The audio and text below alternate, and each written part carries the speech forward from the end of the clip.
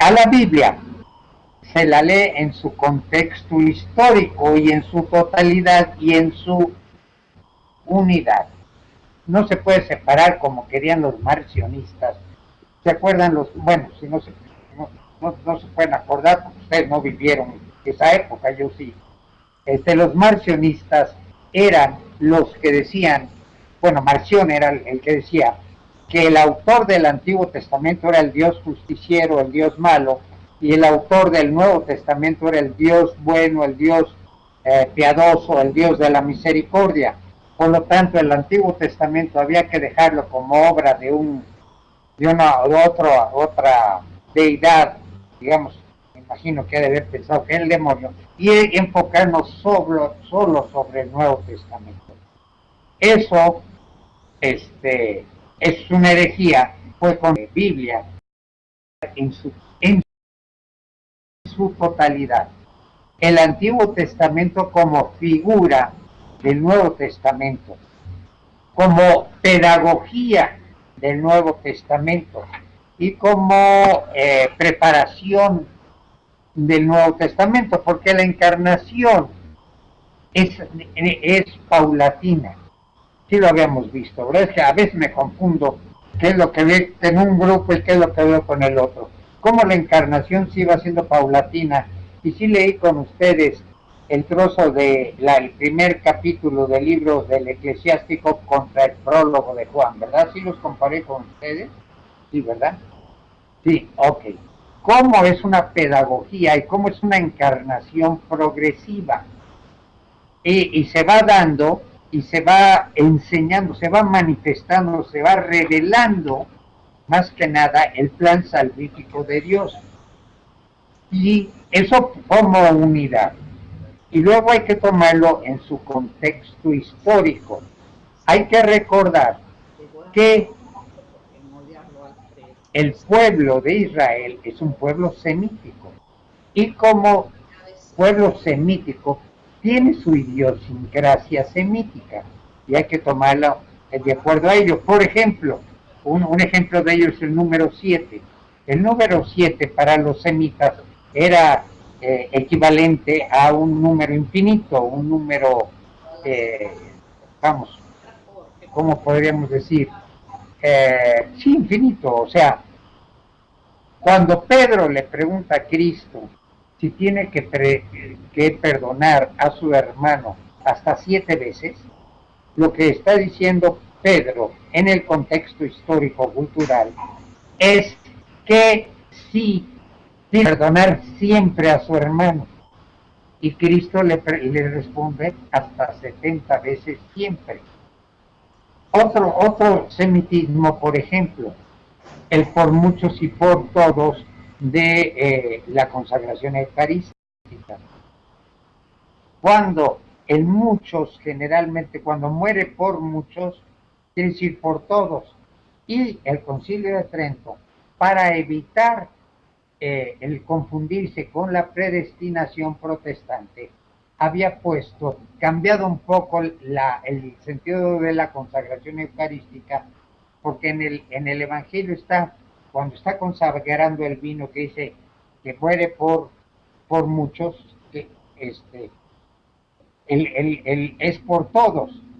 Entonces el Concilio de Trento, para evitar el confundirse con la doble predestinación política, protestante, había dicho que se cambiara al por todos la consagración eucarística. Benedicto XVI, que es muy patrístico, la volvió a poner, no sé si se han dado cuenta que ahora ya se dice por muchos, otra vez, la volvió a poner en su figura literal, diciendo que ya no había necesidad de esa aclaración porque ya todo el mundo entendía eso. Bueno, entonces hay que tomar en su contexto histórico y no hay que sacarlo de contexto. Eso lo hacen mucho nuestros hermanos separados, testigos de Jehová, cristianos, etcétera. Sacan de contexto la cita bíblica y tratan, por ejemplo, sobre el no adorar imágenes. Obviamente, eso lo sacan del Deuteronomio. Obviamente, En el Antiguo Testamento no se podía poner una imagen de Dios, no existía una imagen de Dios, Cristo no se había encarnado. Por lo tanto, sacan de contexto la cita del Deuteronomio, que poner una imagen de Dios es idolatría. Sin embargo, a partir de la encarnación de Cristo, que Cristo se convierte en imagen de Dios, ya podemos poner una imagen de Dios porque es la encarnación. Cristo, al encarnarse uniendo la naturaleza divina y humana, da la imagen de Dios.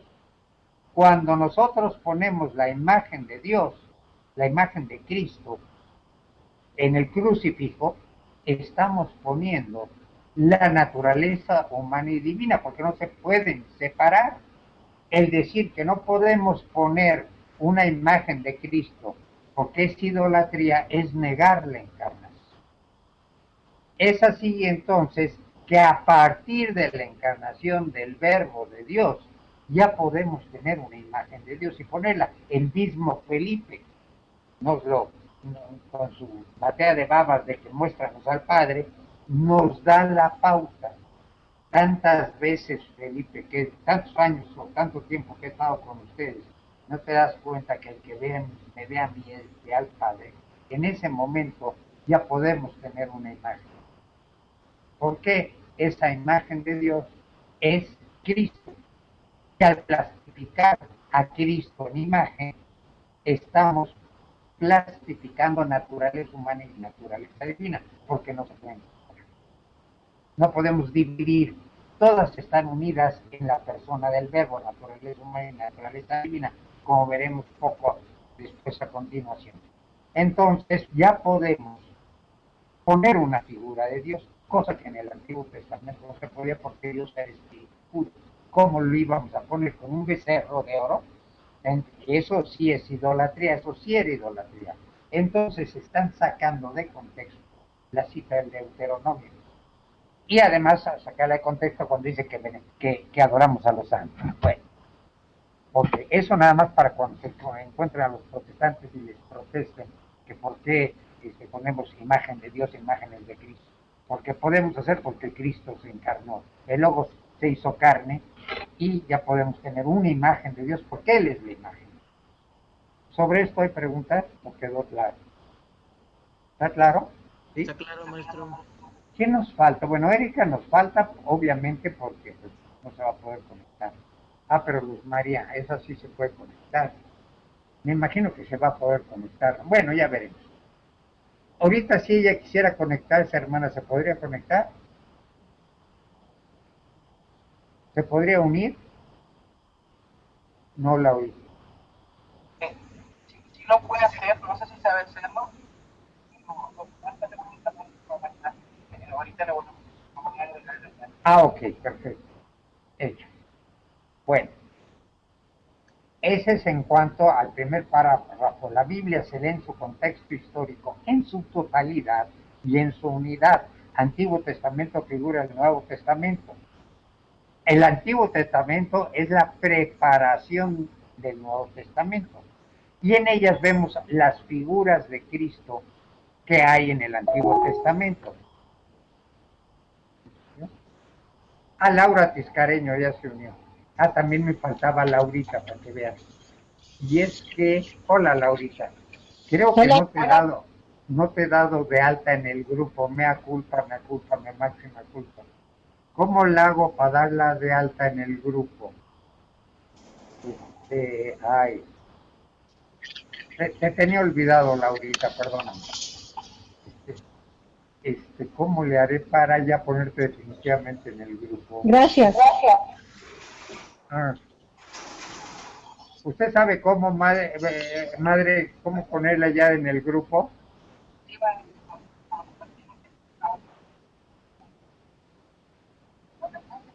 Ok, para que la agregue. ok.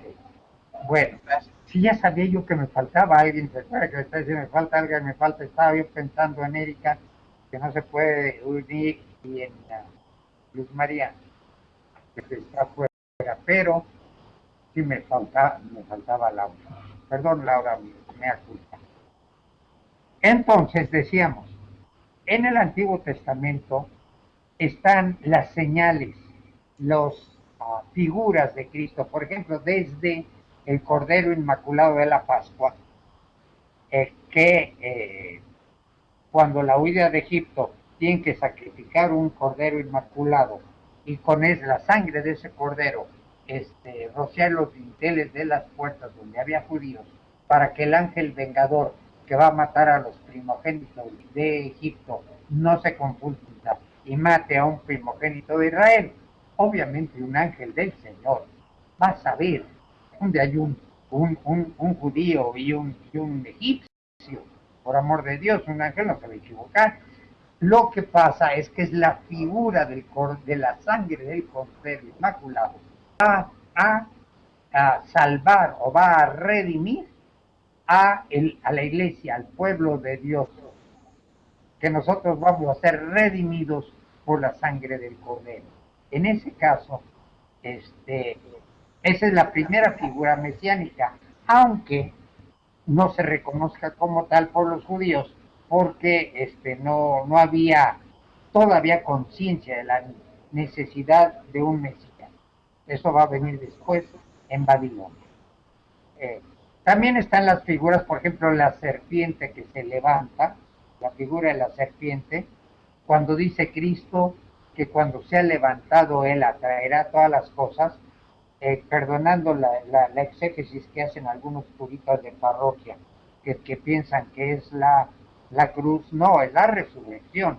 Cuando Cristo resucita, Él atrae hacia todas las cosas, porque repara la naturaleza humana y atrae hacia el punto omega, hacia el punto de la parucía, hacia el punto de la resurrección a todas las cosas y repara la naturaleza. Ok, ¿cuándo Él resucita? Bueno,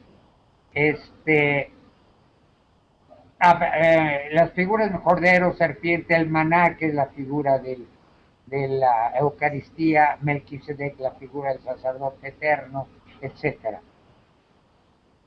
Hay que,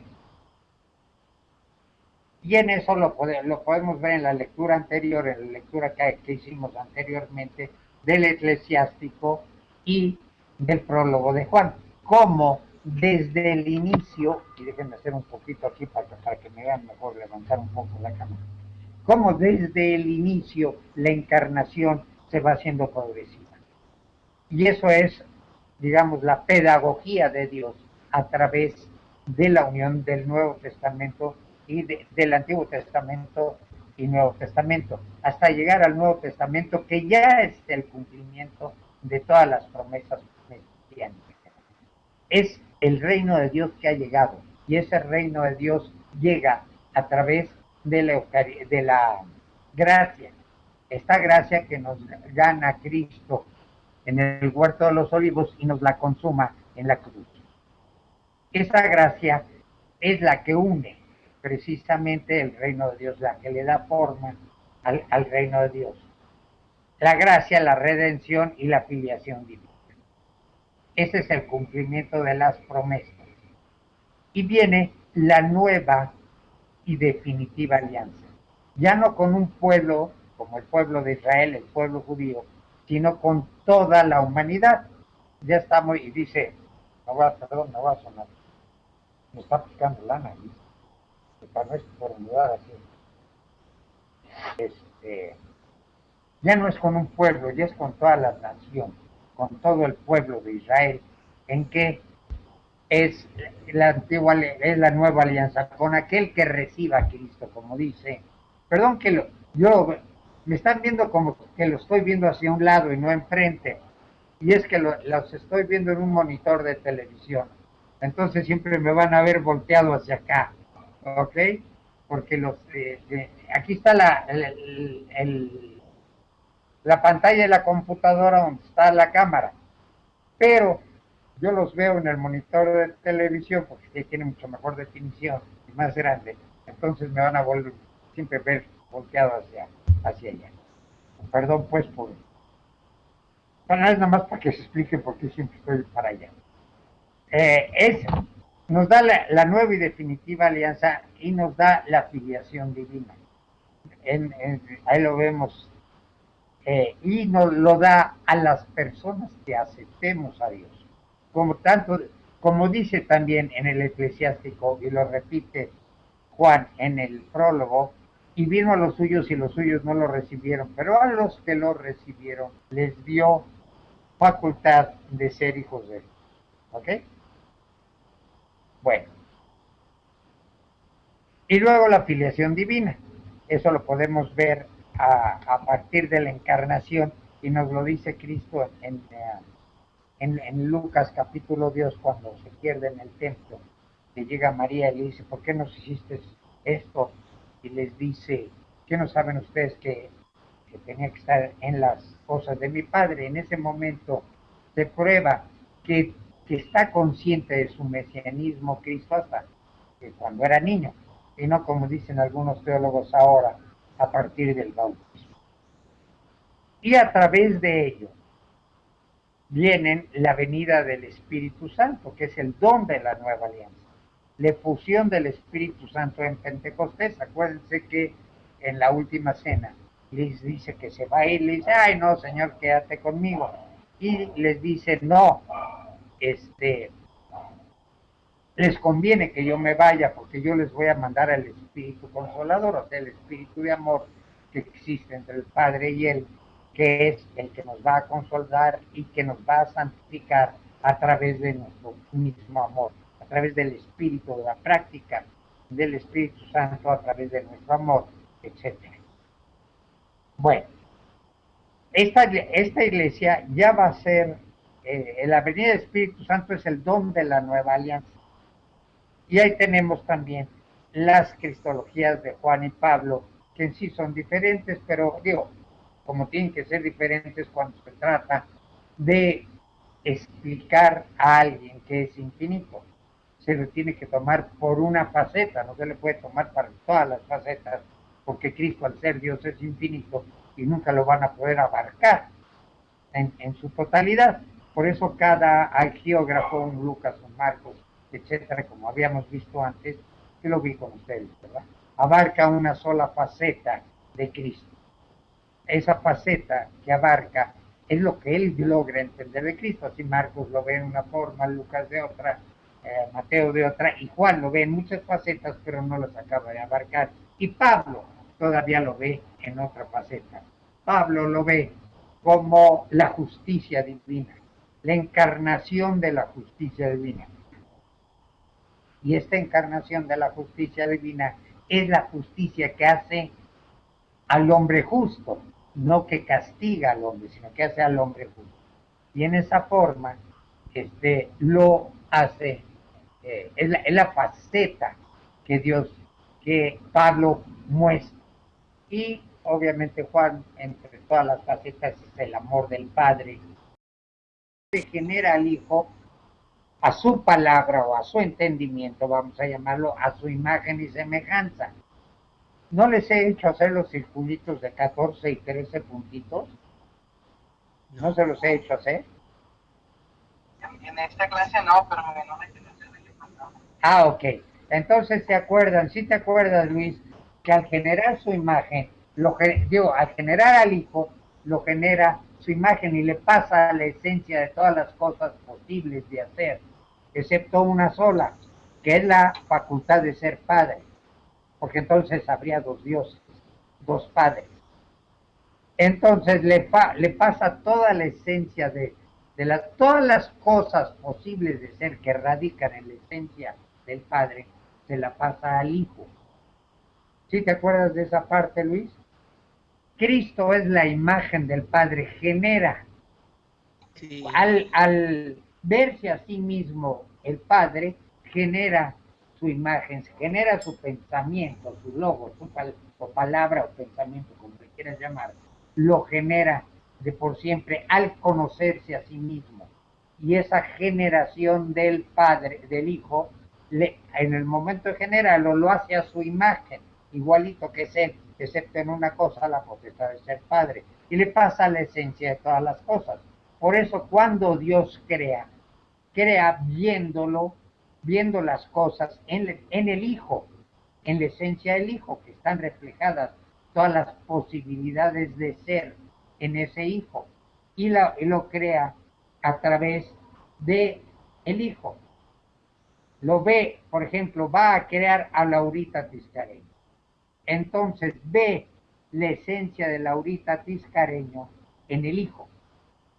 Y dice, fiat, hágase. Y a través del Hijo, Laura es creada. Porque el Padre está viendo a Laura en la esencia del Hijo. ¿Sí te acuerdas de eso? Sí, Creo que lo vimos en Teología Fundamental. sí. Mal no recuerdo. ¿Vieron ustedes Trinidad conmigo? No, ¿verdad?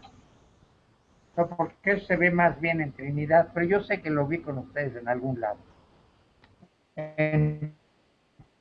Entonces, en algún lado se los y hicimos esos círculos, ¿no? Tú sí lo hice también contigo, ¿verdad, Laura? Laurita, sí te les di, sí hice los dos círculos, ¿verdad? Con los 14 y 13 puntos. Bueno, ese es el Hijo, el Logos. Él siempre, como dice Juan, el Hijo está de siempre en el Padre, porque es una generación fuera del tiempo, en el infinito. No es un principio, sino más bien en el principio, dice Juan, en el origen del tiempo, en el origen de todas las cosas. El Padre genera al Hijo. No es una generación en el tiempo, como lo diría un arrio, ¿verdad? Sino es una generación en la eternidad. ¿Cómo es eso? Oh, for you to know, como decía mi mujer, vaya uno a saber. Este, sí, son cosas que no entendemos, porque nuestra forma de concebir las cosas es en el continuo espacio temporal, y no nos podemos imaginar algo que esté fuera de ese continuo de espacio y tiempo. Incluso la forma de describir lo que tenemos es a base de palabras que tienen el tinte ya del espacio y tiempo. Por lo que, ¿cómo es realmente? Como decía mi mujer, que ya descansa en Dios, go you to know. Vaya uno a saber. ¿Vale? Bueno, Muy bien, profesor. ¿sí, te hice más bolas o sí me entendiste? No, está bien. Ya me Ok. acordé de los círculos. Ok. Muy bueno. Entonces, bueno, estamos en que en la venida del Espíritu Santo es el don de la nueva alianza, que están las dos cristologías de Juan y de Pablo, dos acepciones diferentes de Cristo, aunque hasta cierto punto similares. Está la escuela de Pablo, que es más conceptual, y está la escuela de Juan, que es más intuitiva. Y hay, o sea, como quien dice, hay para todos los gustos y sabores. A mí yo me voy más por Juan porque yo, pues es el que me gusta más, sin menospreciar a Pablo, naturalmente, ¿no? Que es una teología muy profunda, la de Pablo, pero muy conceptual. Me gusta más la de Juan, cada quien, ¿no?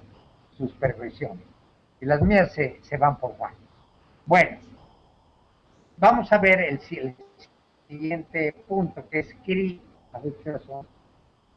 Empezamos aquí a las 7, ¿verdad? Alguien me está llamando. Déjenme contestar quién sabe quién sea. Bueno, sí, diga. El número cuarto, que es Cristo, mediador de salvación. Es que estuve enfermo mucho tiempo y tengo que ir a que me revise. Este, Cristo, mediador de salvación. Cristo es el que va a permanecer con nosotros hasta el final de los tiempos, en su iglesia y en la Eucaristía.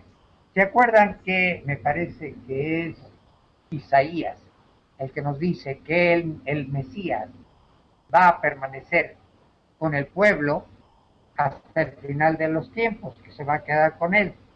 Esa promesa la cumple Cristo con su permanencia en la iglesia y su permanencia en la Eucaristía. Es la forma como Cristo elige para permanecer con nosotros. hasta el final de los tiempos.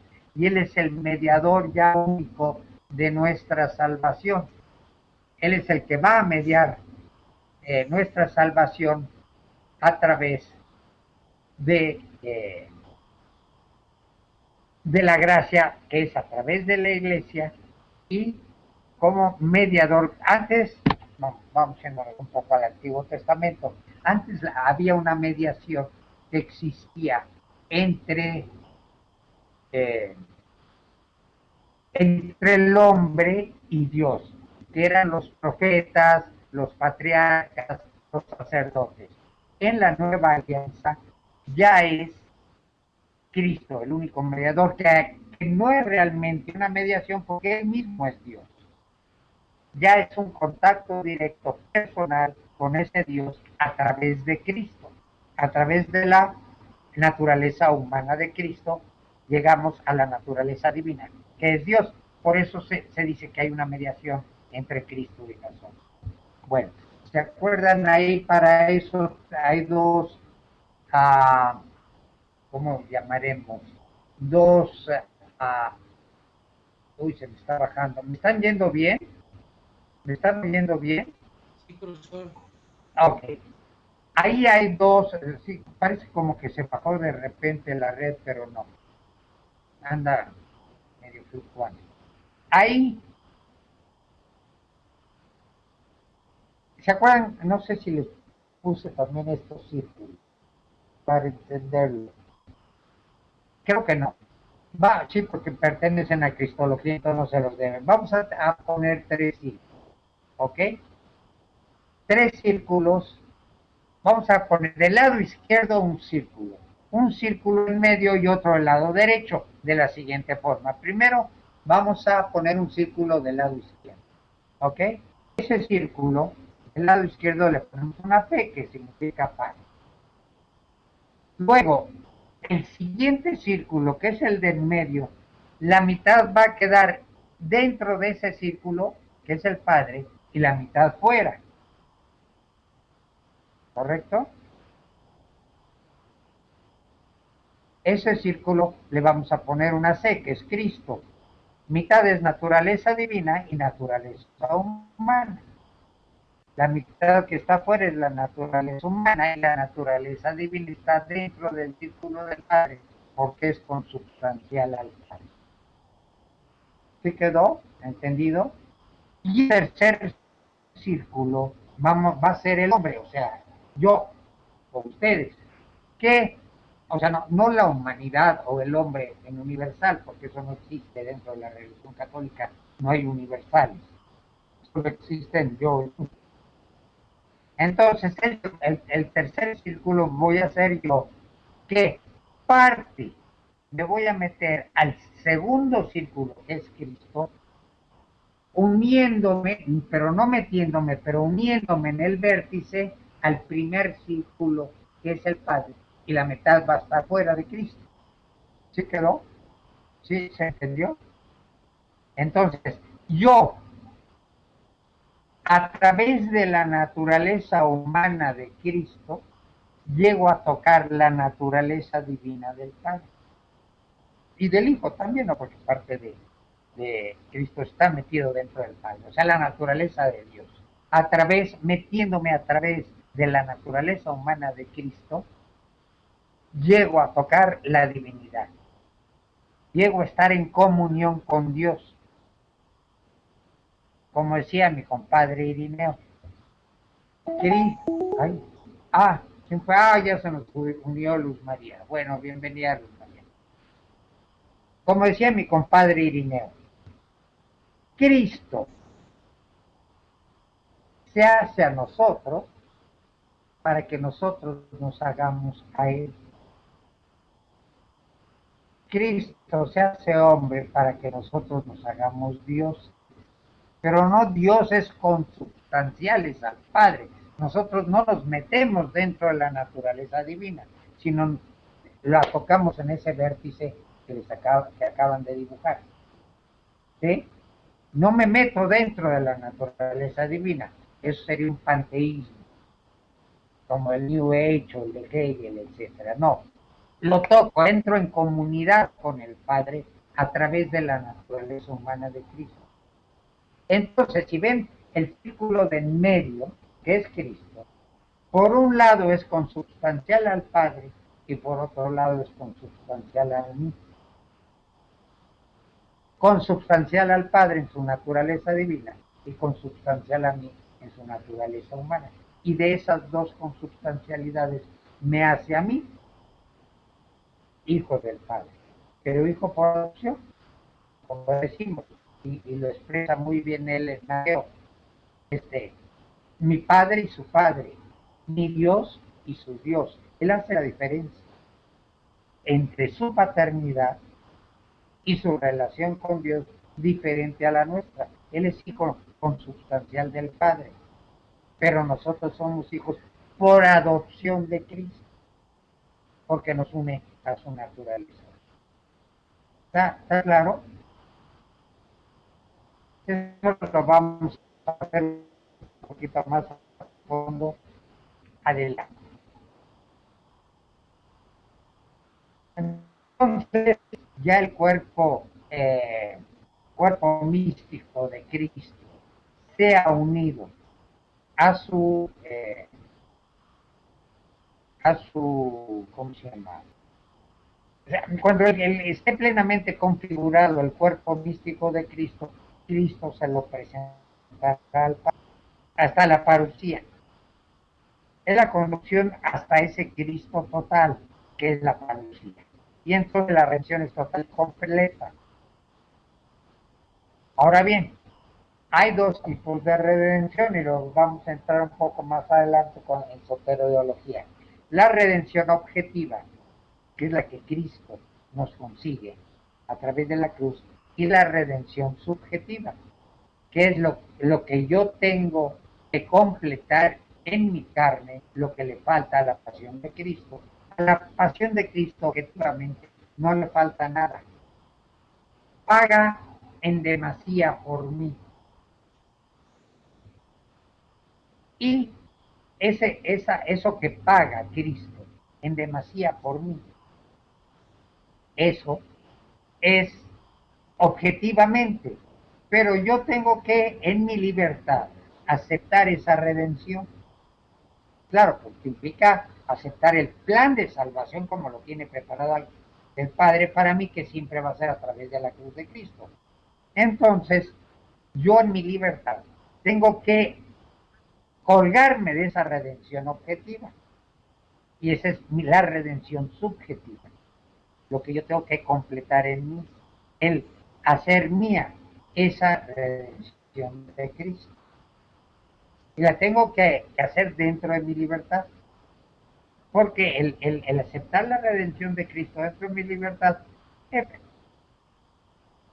implica pues aceptar el plan de salvación de Dios Padre, que es a través de la cruz, etcétera, etcétera. Y eso ahí es donde la puerta torce. Porque es aceptar la cruz como medio de redención. Hasta aquí no hay preguntas. ¿Está claro? ¿O los emburuqué un poco? Está bien, profesor. ¿No los perdí? ¿No? Bueno, si hay preguntas, por favor. Ahora bien, de esta redención, completo en mí lo que le falta a la redención de Cristo, que objetivamente no le falta nada, subjetivamente es que la haga yo mía. Y como nuestro testimonio de esta redención, nosotros tenemos que dar testimonio. Eso lo vamos a ver más claramente cuando estudiemos la antropología teológica. Cómo nosotros, parte de nuestra imagen de Cristo, bueno, parte de Cristo, de la esencia de Cristo es su misión, porque Cristo encarnado no se puede, es Cristo, no es Logos, no se puede entender sin la misión. Entonces, parte de la esencia de Cristo, parte principal de la esencia de Cristo es su misión. Y nosotros como imagen de Cristo, que somos la imagen de Dios en Cristo, parte integrante de esa imagen, es la misión de Cristo. Muy bien. Esta esta misión, esta imagen que tengo yo que proyectar de Cristo es nuestro testimonio en construcción del reino de Dios, que es la iglesia, para preparar la venida definitiva del reino de Dios, que es la parusia. Yo tengo como, además, parte del don de profetismo que yo recibo en el bautismo, yo tengo que dar testimonio de este reino de Dios que se va construyendo a través de la historia, se va perfeccionando, esperamos que así sea, aunque a veces lo dudamos por ver cómo están las cosas, se va construyendo a través de la historia. Este testimonio, que es construcción del reino, es como se va construyendo el reino de Dios a través de nuestro testimonio. Esto es por lo que se ha llamado la comunión de los santos, que luego vamos a estudiar un poco más a detalle. Uf, no quisiera meterme en esto, pero lo voy a tener que meter. Vamos a hacer otro libro. Vamos a hacer ¿por qué es necesario este testimonio para la construcción del reino de Dios? Por la comunión de los santos. Vamos a hacer otro vamos a hacer un tanque de agua, un depósito de agua. ¿Ok? Vamos a hacerlo digamos un tanque de agua, un tanque. En la parte de encima del tanque le vamos a poner un recipiente, pues que va a ser un tanque de agua. Vamos a ponerle una manguera que va llenando ese tanque. Y en la parte de abajo vamos a ponerle una llave por donde se le saca agua a ese tanque. ¿Sí quedó claro más o menos la imagen que quiero que ponga? Muy bien. La manguera que llena de agua son todos los actos buenos y sacramentos que recibimos que llenan ese tanque de agua, lo llenan de gracia. Ese tanque se llama el depósito de la gracia. Y conforme yo hago un acto bueno, le echo agua a ese tanque. Conforme yo recibo un sacramento, le echo agua a ese tanque. Y el tanque sube de nivel. Sube el nivel de la gracia. Y ese nivel de la gracia va a dictaminar el estado en que está el mundo, o la comunión de los santos. De la otra parte, la llave esa que le saca agua es cada pecado. Drena gracia de ese tanque, cada pecado de todos, porque por el cuerpo místico de Cristo, todos están en comunión y toda todo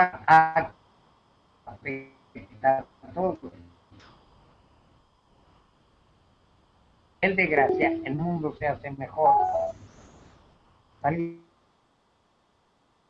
Baja el nivel y el mundo se pone peor. Es claro que el nivel de gracia pues no anda muy alto, anda más bien bajón. Por lo que hay que echarle más gracia.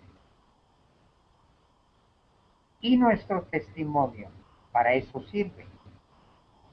Para irle echando gracia y haciendo y convirtiendo a los demás. Una cosa que yo les digo en la penitenciaría, yo les digo no en la penitenciaría, a todos los que hacen apostolado, es que la conversión no entra por los oídos, entra por los ojos. Primero, ven el testimonio. Si el testimonio convence, van a oír. Pero si el testimonio convence, no oyen. O les entra por un oído y les sale por otro. Cuando el testimonio convence, en ese momento oye y comienza la conversión. Yo tengo muchos casos de esos. No sé si les he platicado el caso del cuate que yo le apodé el diablo en la penitenciaría. Yo se lo puse. Sí, no les he platicado ese caso, de la conversión de ese caso. No, ¿No? profesor. ¿Sí? ¿Sí, No, Luis? no te he escuchado. ¿No? Bueno, realmente su apodo era Tintán porque se parece a Tintán, pero yo le apoyé el diablo.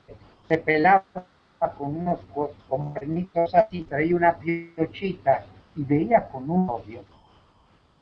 A todo el mundo, inclusive a nosotros, nos veía con un odio que hay por la mañana. Y siempre estaba, pero hasta atrás de droga. No hilaba dos palabras. Siempre que lo veíamos, no hilaba dos palabras. Líneas, coherentes. Porque estaba hasta atrás. Muchas veces él vivía en la parte de arriba, en el corredor de arriba, y estaba en la parte de abajo. Muchas veces lo tenían que dejar en una celda vacía, de aquí al lado, abajo, porque no lo podían subir de lo volado que estaba. Y un día, bueno, siempre, por ejemplo, yo siempre lo trataba con mucha caridad, hasta testimonio, etcétera. Pero pues no me detenía a platicar con él, porque ¿qué iba yo a poder platicar con él? Estaba hasta atrás, ahora sí, como dicen en inglés, estaba up to the mother, ¿no? De droga. Y Luis María, están apagados los micrófonos. Madre, ¿usted me oye entrecortado?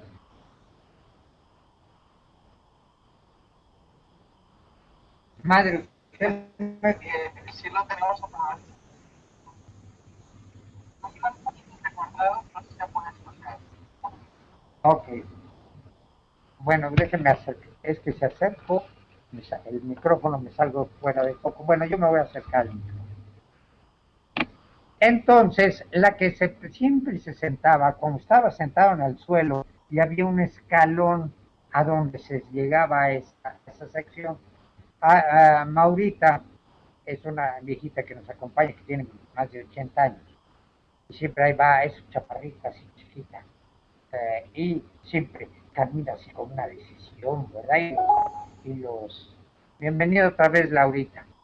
Y los presos la quieren mucho, la ven como su abuelita. Y Maurita siempre se sentaba así en el escalón y se ponía a platicar con él. ¿Qué le decía que pudiera entender ese cuate? Pues vaya a saber, porque realmente no creo que pudiera entender nada, estaba hasta atrás de droga. Pero le tenía Maurita le tenía mucha paciencia y se ponía a platicar con él. Y un día saliendo de la prisión, oiga, mira, y dime, ¿qué quieres? Ustedes son diferentes, me dice así en su media lengua, todo, ¿eh? Ustedes son diferentes, está bien, son diferentes. ¿Por qué? Ustedes son diferentes, lleve la marchante. Somos diferentes, ¿verdad? Sí, sí, hombre, son. ¿Qué llegamos? Me habla, ya no estaba tan drogado, es más, creo que estaría un tercio drogado, muy poco. Si es que estaba drogado, ya le quedaba, eran retalios de toda la drogada que llevaba. Me dice, oiga, eso que hace el padre con todos, que se pone a platicar, que es, nos está confesando, y eso que les da, que es el cuerpo de Cristo. ¿Tú no hiciste la primera comunión? Sí, dice, ya no me acuerdo. Ni qué es, ya les puse un poco, yo quiero eso. ¿Qué quieres que? Yo quiero eso, el cuerpo, yo quiero, no, de su celda. Tenía muchos altares de la Santa Muerte, le dije que primero sacar a todos esos amuletos y Valverdes, santas muertes que tienen. ¿Sí saben quién es Martín Valverde, no? El precursor de la Santa Muerte, que los narcos creen que es un santo, pero pues realmente era un traficante de drogas que mata a la policía y creen que es malo. Bueno, tienes que darme todo eso y tirarlo. No, pues vamos por ello. Ahí voy. Y yo, pues vamos. Y va y los saca y los entrega y todo. Yo así, padre Adrián, véngase para acá que tenemos cliente rápido antes de que se me arrepiente. Y llega y se confiesa. Y me dice, pero ¿cómo se confiesa uno? Y el padre se tira llevando hermano. Tiene una paciencia, padre Adrián, un santo. Pues tú lo has de conocer, Laurita, estaba en la sexta vicaría, padre Adrián Lozano. No sé si te acuerdas de él. Estaba antes en la sexta vicaría. ¿Sí lo llegaste a conocer, Laura? ¿No? Bueno, estaba en la sexta vicaría, ahora ya está en el seminario porque él es profesor de filosofía. y ya lo quitaron de iglesias y ahora, por eso tuvimos que cambiar a sábados, porque ahora como está el seminario, quien clase los viernes, y yo también. Aparte, ya vámonos a... Entonces hay que se les tiene una paciencia infinita. Es tanto el padre Adrián. Y llega y ya lo comienza a crecer, tarda los años, hay que verlo. Y, pero, ¿se acuerdan de Rosy Gutiérrez, Rosario Gutiérrez? ¿Se acuerdan que antes trabajaba ahí en la, en el instituto? Era Rosy, ¿sí se acuerdan de ella, no? Era la mamá de Pechar, de Norma Pechar. Bueno, Rosy me acompañaba en esa prisión. Y hasta que se puso mal y ya no pudo ir. Y no fue ese viernes. ¿No me oyen bien, madre? ¿Me oyen bien? Sí, profesor. Y resulta que el siguiente viernes, eso yo lo pongo como ejemplo del efecto físico de la gracia, porque tiene un efecto físico. Al siguiente viernes que llegaba, no lo reconocí. Yo le platiqué a Rosy que el diablo, que yo apodaba el diablo, se había convertido. Me decía, no puede ser el diablo, sí, ay, yo lo tengo que ver. Entonces íbamos a pasar y le dije, aquí está quién, aquí está él. ¿Es de él? Sí, es él. No lo reconocía, porque sí, la gracia tiene un efecto físico. Cuando hay un paso tan grande de la gracia, del pecado, un pecado tan fuerte, a la gracia, un estado de gracia, se nota más. Ahora, por ejemplo, ahora ya lo pasa, ya no está en el de alta seguridad, ya lo pasaba a población general porque se porta bien. Y van los nuevos. Y en eso va saliendo él y siento que me abrazan y me levantan así por atrás, casi en vilo, porque yo pasé, como estuve enfermo, pasé mucho tiempo sin ir a 3 meses sin ir a la penitenciaria. Entonces voy llegando y bueno, fue unas muestras de afecto. Se llama Jaime, es un hombre, que me levantaba así en vilo y todo, que me dice Jorge, el nuevo que está yendo con nosotros, oye, ¿cómo te quiere este cuate? No, hombre, si lo hubieras visto, ya le platiqué, ese es el diablo, ¿verdad? El que yo platiqué, el diablo. Entonces, ¿cómo es? La conversión le entró a través de los ojos, a través de Maurita, que se sentaba con él, que le tenía paciencia, que le tenía una caridad inmensa, y del buen ejemplo del padre que lo tiene la paciencia. Todo ese ejemplo lo fue agarrando, porque era imposible a él hablarle de conceptos, siempre estaba drogado. Entonces, a través de los ojos es como se va convirtiendo la gente, a través del testimonio de Cristo que tenemos que dar nosotros. Y esa es porque nuestro testimonio es construcción del reino de Dios, de la iglesia. Y en esa forma preparamos la venida definitiva del reino de Dios, porque después, como vamos a ver, la creación entera es la que nos vamos a llevar en la parucía. No nada más vamos a ir nosotros. Todo lo bueno que hagamos del mundo nos lo vamos a llevar a él. Bueno, aquí vamos a tomar nuestro pequeño break y vamos a seguir con la segunda fuente, que es la tradición. Y ahí nos vamos a meter a todo lo que son los concilios y demás. Sobre esto que acabamos de ver antes del break. No, profesor. ¿Nadie tiene preguntas? Ya el siguiente es Cristo. Cristo es Dios, Cristo no es finito, es infinito. Por lo tanto, nunca se va a acabar mi acceso a la revelación, a la cristología, a Cristo. Esta penetración del misterio de Cristo, iluminado por el Espíritu Santo, nunca se puede terminar. Porque Cristo es Dios, yo soy finito, Cristo es infinito, yo voy a estar, o yo, o mis sucesores van a estar sacando de la revelación cosas que atañen a su realidad hasta la parucía y nunca se van los libros, pero no ata libros a escritores. No dice, bueno, el Evangelio de Lucas tiene que haber sido escrito por Lucas.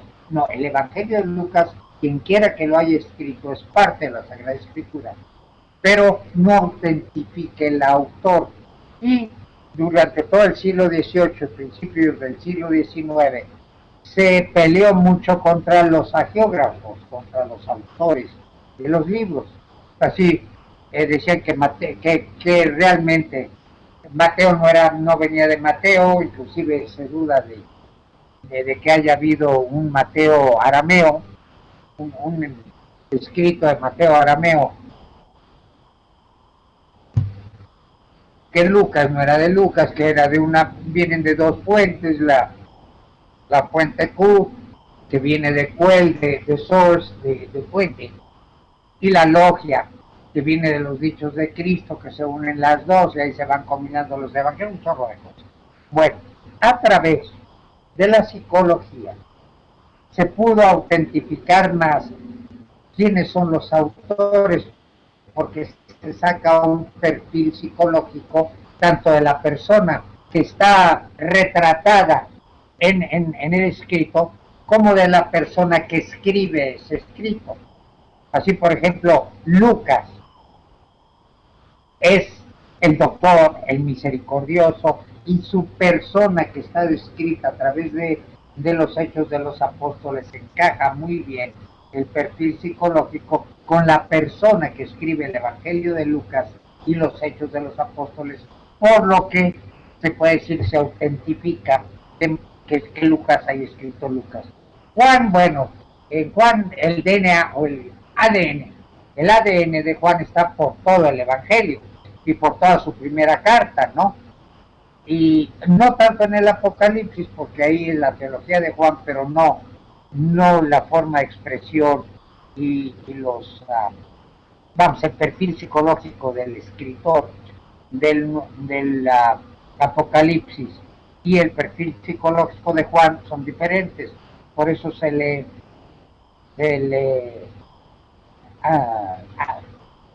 adjudica a Policarpo, obispo de Esmirna, que fue discípulo de Juan. Claro, Policarpo, en respeto a Juan, que es su teología, le atribuye pues su escrito a Juan como respeto a su maestro. Pero no es realmente Juan el que lo escribe, sino es Policarpo. Así, por ejemplo, otra cosa, la epístola de los hebreos jamás se le puede adjudicar a Pablo por dos razones. Primero, no es su estilo, y segundo, nunca les iba a escribir Pablo a los judíos. ¿Por qué? Porque siempre andaba de pleito con ellos.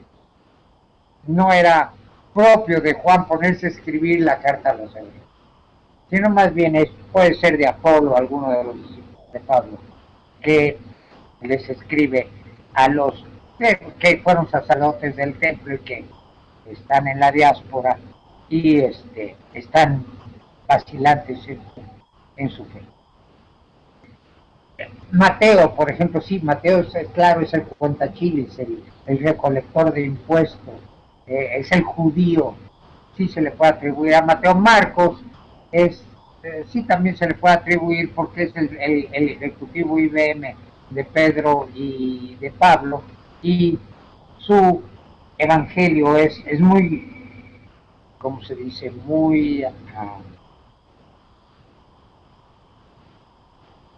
Muy sintético, como aquel que está redactando ¿cómo diríamos?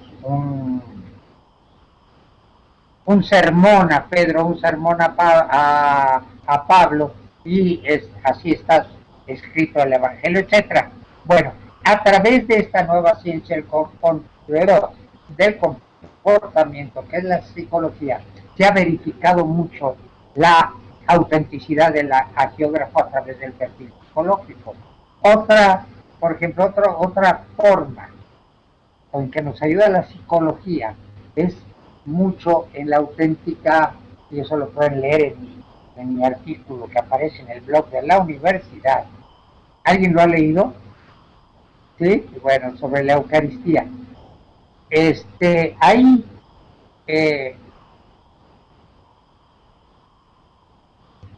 se ve como más que en la parte de la consagración que aparece en Lucas, en los sinópticos, más en Pablo también aparece, más que nada, la verdadera presencia real de la Eucaristía, de Cristo en la Eucaristía, se puede sacar del sermón eucarístico de Juan del capítulo 6, en donde dice: el que verdaderamente no come mi cuerpo, etcétera. ¿Por qué? ¿Cómo podemos poner la veracidad de alguien que me está transmitiendo algo? En ese artículo yo saco el ejemplo de aquel que te dice: te voy a matar, ya me cansaste la paciencia, te voy a matar. Obviamente, ya me cansaste de la paciencia, te voy a matar, lo está diciendo de broma, y nosotros nos podemos dar cuenta que es de broma a través del lenguaje corporal de la persona que lo está diciendo. En cambio, si yo lo digo en serio: ya me colmaste la paciencia y te mato, ahora sí, un pies en polvorosa, porque la cosa vence. ¿Y qué es lo que me transmite la veracidad de mis palabras? El lenguaje corporal. Ahora uno dice: bueno, ¿cómo voy a saber con qué lenguaje corporal lo decía Cristo, lo de la Eucaristía? ¿Con qué lenguaje corporal lo venía diciendo? Muy sencillo, por la reacción de las personas a las que se le estaba diciendo. ¿Cuál es la reacción de las personas a las que le estaba diciendo el sermón eucarístico? De escándalo, y lo abandonan. Claramente ahí se ve que está hablando de comer su cuerpo y beber su sangre, por eso se escandalizan, hasta tal punto que se voltea a Cristo con Pedro y compañía y le dice: ustedes también me van a abandonar. Y viene la confesión muy hermosa de Pedro: Señor, ¿a dónde iremos? Tú solo tienes palabras de vida. Pero es precisamente, se dan cuenta el auditorio, que está hablándose verdaderamente de comer su cuerpo y beber su sangre. Esa es una de las pruebas, a través de las ciencias del comportamiento, de la psicología, de la intención de Cristo, al hablar de la Eucaristía como su presencia real, como que es verdaderamente su cuerpo y es verdaderamente su sangre, más que en el sermón eucarístico, al final, en la última cena. Sobre esto, ¿hay alguna pregunta? ¿Está claro o así se pone? Está claro, maestro, muchas gracias. Ok. Por ahí vi a tu marido, Laurita, que andaba detrás de... ¿Era tu marido? Sí, ¿verdad? Lo vi así detrás. Ok. Bueno, ahí me lo saludas. Gracias. Entonces, ya se ve. Bueno, ¿cuáles son las grandes controversias que salen de este evento, que es el evento crístico? ¿Es hombre? ¿Es Dios? ¿Es persona? ¿Con qué se une ese logos? ¿Con el pura carne, o con antropos, con entendimiento y memoria de la parte humana, sino nada más toma el puro cuerpo? Entonces en Cristo solo va a haber una sola voluntad. Pero si toma el hombre completo, entonces va a haber dos voluntades. Y ahí viene el problema del monoteísmo, que una voluntad puede estar en desacuerdo con la otra, y aquí le viene una esquizofrenia a la persona de Cristo. Por un lado la voluntad humana jala por un lado y la voluntad divina por otro. ¿Qué pasa?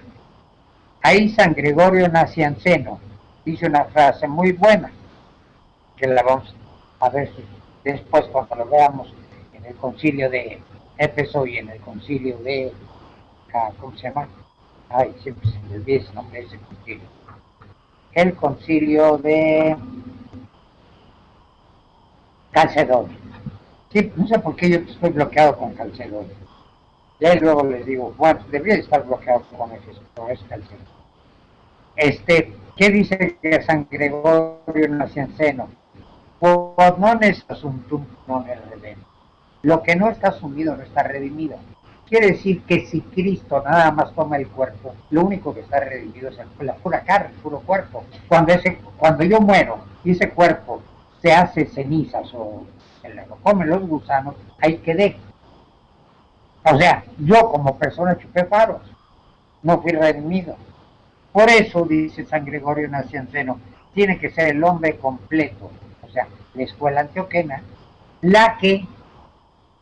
lo que se ha redimido, alma, entendimiento, voluntad, memoria, todo el hombre completo tiene que ser asumido. Y entonces sí existen dos voluntades en Cristo y la voluntad humana al obedecer a la voluntad divina consuma la redención, como vamos a ver después. Todos estos problemas salen a raíz de que se acaba la persecución. Ya no tienen que estar a salto de mata. Ya pueden inclusive ir a visitar los lugares santos públicamente, ir a Jerusalén. Y entonces se pueden sentar a reflexionar. Y ahí la puerta por ese lado, porque unos reflexionan bien y los otros no. Porque imagínense el escándalo que implica que Dios sufra. Y como es un solo Dios, aunque la persona que sufre es la persona del Logos, el Hijo, por ser un solo Dios, todo sufre. Sufre Dios Padre, sufre Dios Espíritu Santo. ¿Cómo será posible que Dios se quite toda su omnipotencia, toda su felicidad eterna, todo su bienestar eterno, se meta en un cuerpo y se meta al sufrimiento humano? Eso es tontos, de locos. Por lo tanto, es el escándalo de la cruz del que habla Pablo. No se puede creer. Pero si el Hijo, que sí es la segunda persona de la Santísima Trinidad, se encarna y ese es crucificado, entonces todo Dios tiene que sufrir, porque solo hay un solo Dios. No existen las tijeras capaces de separar al Padre, al Hijo y al Espíritu Santo. No se pueden cortar, no se pueden separar, es un solo Dios. Las personas son manifestaciones de las operaciones de Dios. Por lo tanto, si sufre el Logos, la segunda persona, sufre el Padre y sufre el Espíritu Santo, porque solo hay un Dios. Y eso es un escándalo. Y hay muchas personas que no lo pueden aceptar. Es más, cuando yo lo dije la otra vez en una plática que le di a un grupo del Regnum Christi, una señora, pues tampoco me llama hereje, ¿verdad? Casi se sale toda enojada. ¿Cómo es posible que yo diga semejantes tonterías? Ahora imagínense en aquel tiempo, en el tiempo que estamos hablando del año 300. Ese concepto, pues es un escándalo y es muy difícil de tragar. Y entonces vienen las herejías. ¿Y cuáles son las herejías? Unos, los ebionitas, dicen, es un hombre elegido por Dios en el bautismo, y en el bautismo lo elige y se pone, pero al llegar a la Pascua, a la ¿cómo se llama? Al sufrimiento, pues le dice, ¿sabes qué, mi muchacho? Ahí nos vemos, ahí te las ves, y lo deja. Y entonces el que sufre es Jesús, el hombre, y no Dios, porque vamos a decir que Dios lo toma en posesión en el bautismo. Y cuando se acerca al sufrimiento, lo deja, y así ya no sufre Dios. Esa es una posible. Otra adopción es, se adopta a Cristo como alguien, como un iluminado, son los adopcionistas, como portador de una gracia especial. O los gnósticos, que les decíamos que es demiurgo, el que se encarna, no es Dios, que de ahí sacaríamos también que Cristo está creado fuera de la naturaleza humana. Vamos a estudiar un poco a Arrio, porque de ahí viene el resultado del primer concilio de Nicea. ¿Qué dice Arrio? Vamos a hacer dibujitos, ¿ok? Ya saben que me encantan los dibujos. Vamos a hacer un círculo. Hagan un círculo en la parte izquierda del papel. De ese círculo saquen una flecha y hagan otro círculo del lado derecho.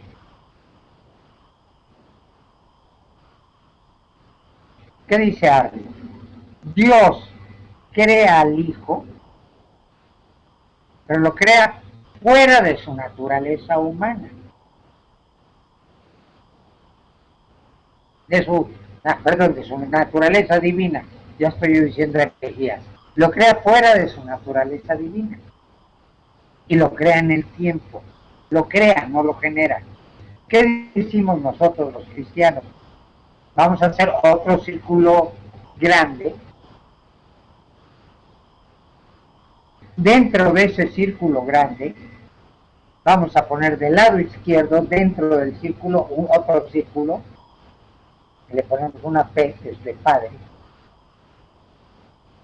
Y luego una flecha y otro círculo a la izquierda dentro de ese mismo círculo, que es el Hijo. Eso es lo que decimos nosotros, que Dios, que Padre, genera al Hijo dentro de la naturaleza divina. Por eso es consubstancial con el Padre. En la parte de Arrio, donde lo genera fuera de la naturaleza divina, el Hijo no es consubstancial al Padre. Por lo tanto, es como un demiurgo, un Superman, un Batman, hombre araña, un superhéroe. Los neorreanos también luego van a poner al espíritu creado fuera de la naturaleza divina. ¿Está claro la diferencia de las dos posiciones? En nuestro caso, Dios consubstancial con el Padre, lo va a decir Pedro de Nicea. Consubstancial con Dios. Y ahí saca Arrio esta posición de los gnósticos.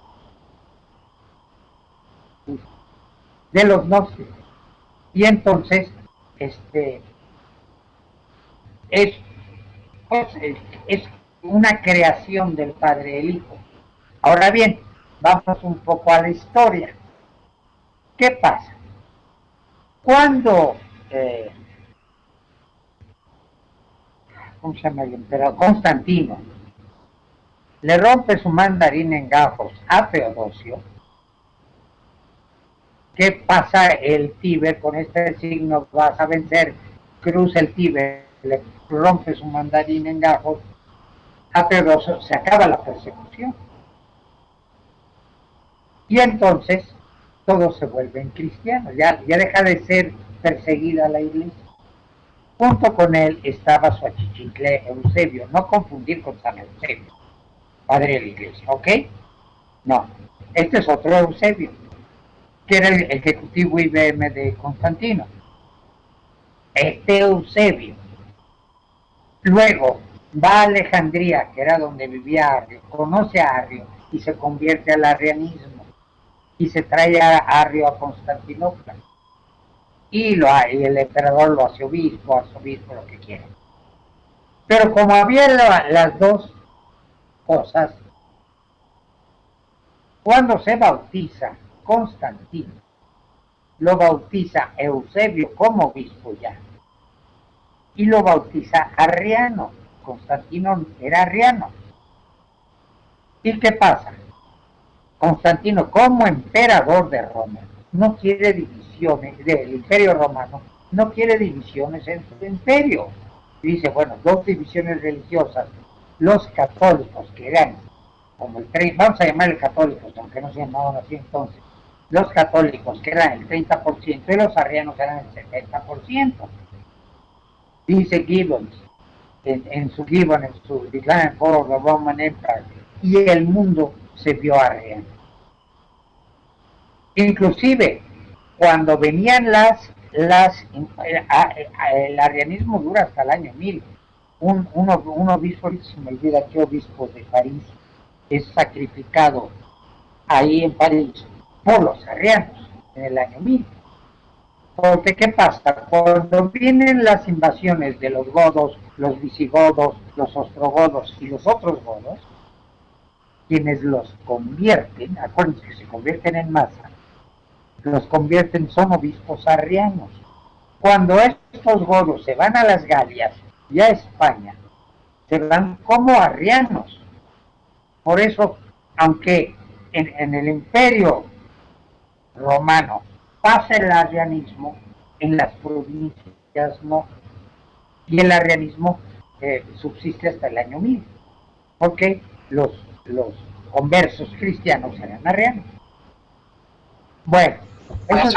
¿Sí? Perdón, tengo una pregunta. Entonces, si la religión oficial, cuando era Constantino, ¿se podría decir que eran arrianos entonces? Sí, totalmente. Y Constantino hace el primer concilio ecuménico, que es el Nicea, en el 325, lo hace para que no se le divide el imperio, para consolidar que el concilio condene la parte no arriana, o sea, vamos a llamarle la parte católica para distinguirla, la condene, y ya se acabe ese catolicismo que le dividía el imperio. Pero ¿qué pasa? De Alejandría llegan dos personas. Uno era el patriarca de Constantinopla, que era Alejandro, y traía a su ejecutivo IBM, su diácono, el que le tenía el portafolio, que era mi compadre Atanasio. Apenas era diácono. Y entre a Alejandro y Atanasio les voltean el chirrión por el palito. De tal forma que el concilio de Nicea condena el arrianismo. Acuérdense que los no arrianos eran muy pocos, porque de Roma no podían venir, porque estaban con los godos, los ostrogodos, a los alaricos y todos esos que estaban ahí dando lata. No podía mandar el Papa mucha gente. Creo que era Clemente. A ver, el primero fue Pedro, el siguiente y luego era Clemente, se me olvida el segundo. Bueno, era ya Clemente o el siguiente Clemente. Sí, pues, yo para los nombres soy malísimo. El siguiente Clemente, que es el tercero de Clemente, me acuerdo muy bien porque es el primero que en el año 96, no tiene que ser muy... Haber sido Adriano uno de esos. Usted no puede mandar gente, porque pues, mucha gente, creo que van uno, dos o algo así, primero por las comunicaciones, y luego porque estaban invadidos. Y pues no, entonces de Alejandría es donde llegan los católicos, que son Alejandro y Atanasio, y ellos le dan la vuelta al primer concilio, que es el de Nicea, y se condena el arrianismo, cosa que Constantino no le cae muy bien gracias a eso, y Alejandro y Atanasio tienen que poner pies en polvorosa cuando acabe el concilio, porque los persiguen. Es más, Atanasio está perseguido toda su vida, anda al salto, pero después él es el patriarca de Constantinopla, de todos modos tiene que andar a salto de mata, y además acaba por ser martirizado. Por eso, precisamente por ¿cómo se llama? Constantino no le tiene mucho amor. Bueno, ¿cuáles son las herejías pues antes de ya vimos ebionitas, adopcionismo, organismos que New Age no está, no es focal, pero el New Age viene de la concepción, ¿cómo llamaríamos? ¿Cómo se llama esto? Cuando todo es Dios, no hay división entre Dios, entre la naturaleza divina y nosotros. El panteísmo. También había panteísmo, que es lo que tiene el New Age ahora. El New Age es un panteísmo, es la esencia divina que se va desarrollando a través de la historia, y nosotros, al tomar conocimiento de esa historia, la naturaleza divina va tomando conocimiento de sí misma, y nosotros, como parte de esa naturaleza divina, al tomar conocimiento nosotros de esa naturaleza divina, la naturaleza divina va tomando conocimiento de sí. Es parte, una parte del gnóstico, lo toman de muchas partes, ¿no? Bueno, las herejías están las que niegan la divinidad, que son esas, las que niegan la humanidad de Cristo. Ahí los gnósticos están mal puestos, lo pone el libro ahí, por eso lo copié, pero no realmente, ¿ok? Es porque Cristo asciende sobre Jesús en el bautismo y lo deja en la pasión, el escándalo de la cruz es adopcionista. Los gnósticos niegan la divinidad, pero es la divinidad de Cristo. El docetismo, que disminuye la realidad humana de Cristo, es como si fuéramos un holograma de Cristo. Entonces, Cristo realmente no es una persona, es un holograma, es una figura. Entonces, la pasión realmente no existe, porque es sobre un holograma, no sobre una persona real, sobre una imagen, ¿correcto? Y si es así, si se niega la divinidad o se niega la humanidad, no estaríamos redimidos ni seríamos hijos de Dios, porque como dice muy bien mi compadre Anselmo en su libro Cur Deus Homo, ¿por qué Dios y hombre? Si no es Dios, chupamos faros, y si no es Cristo, y si no es hombre, chupamos faros. ¿Por qué? Me voy a adelantar un poco y les voy a dar la razón. ¿Quién comete la falta? El hombre, no Dios, pero el hombre comete una falta con maldad infinita. ¿Y por qué es maldad infinita? Ahorita vamos a ver los grados de maldad. Si yo le pego a un señor, le doy una cachetada a un señor, pues sí es malo el acto, pero como el señor me puede regresar 20, pues la maldad es sui generis, no es tan mal. Pero si se lo doy a una mujer, suponiendo que la mujer sea como en tiempos pasados indefensa, cosa que ahora no me sacaría los ojos, pero en fin, vamos a decir que estamos anteriormente, en épocas pasadas, y la mujer indefensa, etcétera, no la toquen con el pétalo de la rosa. Le doy una cachetada y se incrementa el grado de maldad. Pero si para acabarla yo se la doy, por ejemplo, a la hermana, que es religiosa, bondad, esposa de Cristo y todo eso, se incrementa el grado de maldad. Si se la doy a mi madre, todavía se incrementa más el grado de maldad. Y si se la doy a Dios, se incrementa el grado de maldad a un rango infinito, porque Dios es bondad infinita. Por lo tanto, mi ofensa hacia Dios tiene maldad infinita. Ahora yo soy un ser finito, ¿estamos de acuerdo? Yo no puedo satisfacer algo de maldad infinita, porque soy finito. Entonces, primero, el que satisface tiene que ser hombre, porque el hombre cometió la falta, no Dios. Por lo tanto, tiene que ser hombre para satisfacer. Pero también tiene que ser Dios para ser infinito, para que la satisfacción tenga valor infinito, tiene que ser Dios. Y por eso tiene que ser hombre. Y tiene que ser. Si no es hombre, chupamos faros, no estamos redimidos. ¿Por qué? Porque el hombre comete la falta. Pero, si no es Dios, también chupamos faros. Porque no podemos satisfacer los hombres algo de infinitud, o ser finitos. Entonces, dice Anselmo, mi compadre, tiene que ser Dios y tiene que ser. Por eso el que niega la divinidad de Cristo cojea. ¿Por qué? Porque si no es Dios no paga. Y el que niega la humanidad también cojea, porque si no es el hombre el que paga, pues tampoco también. ¿Sí quedó claro el concepto? Bueno, vamos ahora bien a la cristología conciliar.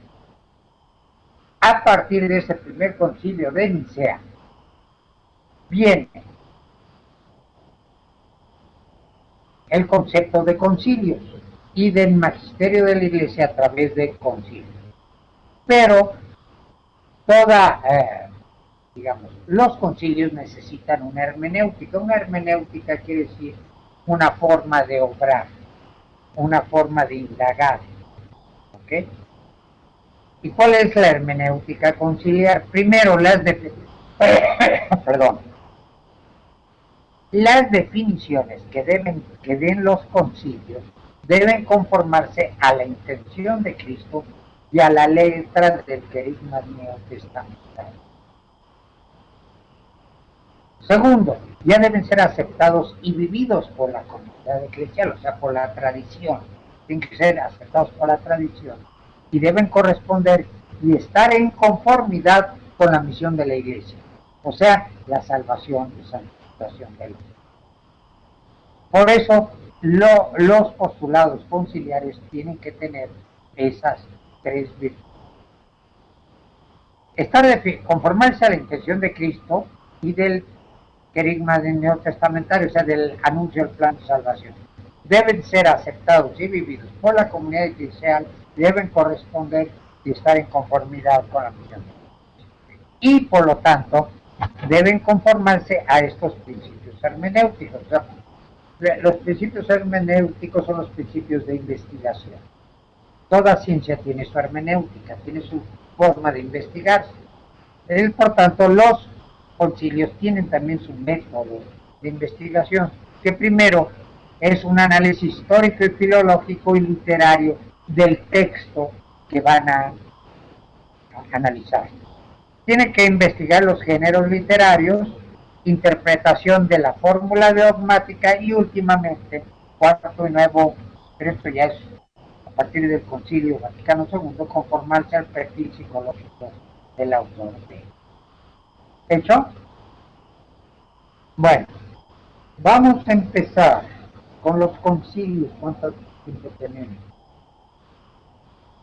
No, tenemos 10 minutos. Yo creo que le paramos aquí para no dejar esto a la mitad.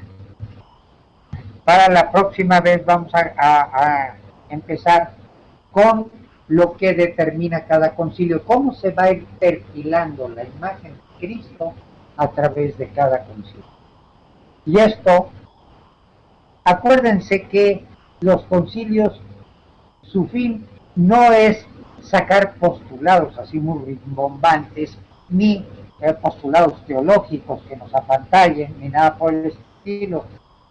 Es penetrar en quién es Cristo, para así poder yo enterarme mejor de esa persona, de Cristo, y poder mejorar mi relación con Él, aceptando a Cristo tal como es. Ese es el fin de los concilios. El investigar la revelación para presentármela a mí, para darme un mayor conocimiento. El fin del concilio no es sacar postulados, sino analizar la revelación, la persona de ese Cristo, para que yo, a mi vez, pueda establecer una relación más real con Él, conociéndolo a Él mejor. Ya se acuerdan que les decía que a mayor profundidad y realidad de una relación corresponde el mayor conocimiento de esa persona y respetar a esa persona en lo que es, en lo que me dice el conocimiento de esa persona. Por lo tanto, el fin del concilio es ese, no sacar postulados por sacar postulados, sino el aclararme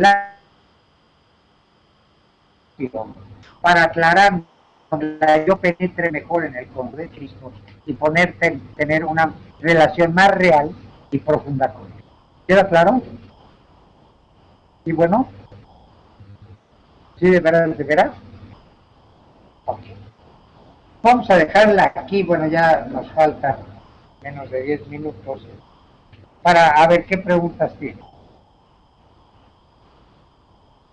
La Trinidad, el estudio de la Trinidad te diría que no puede sufrir, porque estamos hablando de un Dios que no se ha encarnado. Pero en el momento en que Dios se encarna, se expone, por eso le llama a Pablo la kenosis, el vaciamiento de Dios. Dios todopoderoso se hace criatura. Dios omnipotente se hace indefenso. Dios eternamente feliz se mete al sufrimiento humano y se mete a través de la segunda persona, que es el Hijo. Pero a menos de caer en un triteísmo, o sea, tres dioses diferentes, si el Hijo se hace carne y sufre, todo Dios tiene que sufrir, porque solo hay un Dios. ¿Sí? Ese es el escándalo de Cristo, precisamente el que habla Pablo. Y por eso muchas veces no se acepta eso. Claro que Dios sufre, porque se encarna y se abre al sufrimiento humano. Y si el Hijo sufre, el Hijo por ser parte de la Trinidad, todo sufre. Acuérdense de la pericóresis. ¿Se acuerdan de la pericóresis? De la inmanencia de uno en otro. Todo Dios Padre está en el Hijo, como todo Dios Hijo está en él, y todo el Espíritu Santo está en los dos, como ellos dos están en el Espíritu Santo. ¿Por qué? Se llama la inmanencia, porque es uno solo. Las tres personas son manifestaciones o operaciones al exterior de Dios. ¿Cómo? Son tres diferentes operaciones, vamos a llamarlo. La operación del Padre que manda, la operación del Hijo que se encarna y la operación del Espíritu Santo que realiza la encarnación y sale. Pero realmente es uno solo, donde está uno están los tres, no se pueden separar. Acuérdense que cuando habla Dios, cuando habla Jesús, en la última cena dice que Él ve las cosas porque está en el Padre. Dios está aquí encarnado, pero también está en el Padre y ve las cosas en el Padre y como tal nos las refiere. Yo les digo lo que es, porque lo veo en mi Padre, lo ve en la esencia de Dios, porque está presente en la esencia de Dios, porque es un solo Dios. ¿Sí? Y lo ve en el Padre, en la esencia del Padre, porque a la vez que está aquí, está allá. Ahora, ¿cómo puede ser eso? Bueno, ahí es lo que San Agustín estaba tratando de entender cuando iba caminando por las playas del mar Mediterráneo y se encuentra el niño que quería vaciar el Mediterráneo en el hoyito. Más fácil que el Mediterráneo que en el hoyito que nosotros entendemos esos conceptos. Pero si uno sufre, tiene que sufrir todo. No lo puede separar. Si el Hijo sufre, el Padre y el Espíritu Santo tienen que sufrir. ¿Ok? Porque es Dios. ¿Qué es el Espíritu Santo? Es el impulso de amor entre el Padre y el Hijo. No es una imagen del Padre, es nada más el impulso de amor. Es una manifestación de esa divinidad en su amor entre el Padre y el Hijo. Pero como se hace dentro de la naturaleza divina, es otra persona. Como esa operación se realiza dentro de la naturaleza divina, es otra persona. Y su manifestación al exterior, a las operaciones, es a través de ese impulso de amor. Sí he leído con ustedes el capítulo 4 de la epístola de Juan, de la primera epístola de Juan, si lo hemos leído juntos. ¿No? Bueno, un día de esto lo leemos juntos. Ahí es Juan en su evangelio nos narra los hechos y nos interpreta también, porque hace teología, los hechos de Jesús. En su primera epístola, lo que nos trata de compartir es la experiencia de haber habitado, de haber estado en relación con Dios a través de su Hijo Cristo. Y trata de participarnos de esa experiencia vivencial o existencial que él tuvo al vivir con Dios, tan cerca de ese Dios, y convivir con esa persona que era Cristo, que era Dios. Y nos trata de plastificar su experiencia. La primera carta, y un día esto la leemos juntos, sobre todo el capítulo 4, a partir del versículo 6. ¿Ok? Pero entonces, perdón, ya me fui un poco por me sale un poco del tema. Sí, sí, madre, sí, Dios supo. Si usted me lo pregunta en Trinidad, yo le tengo que decir que no, que estamos hablando de un Dios antes de la encarnación. Pero si me lo pregunta en Cristología o antropología teológica, sí, porque estamos hablando ya después de la encarnación. ¿Sí? ¿Le hice más bolas o sigue acá? Y ese es un concepto que muchas veces no se le transmite a las personas. Les digo, la otra vez en el Regnum Christi, por poco, y esta señora me dice hereje, ¿verdad? Y aunque todo el salón estaba en contra de ella, ella se llama echada en que no, que eso no puede. Bueno, entonces dije, présteme las tijeras para cortar al padre y al tuya. O caemos en un triteísmo, o tenemos que aceptar el concepto del sufrimiento divino. ¿Sí? Bueno, ¿alguna otra pregunta?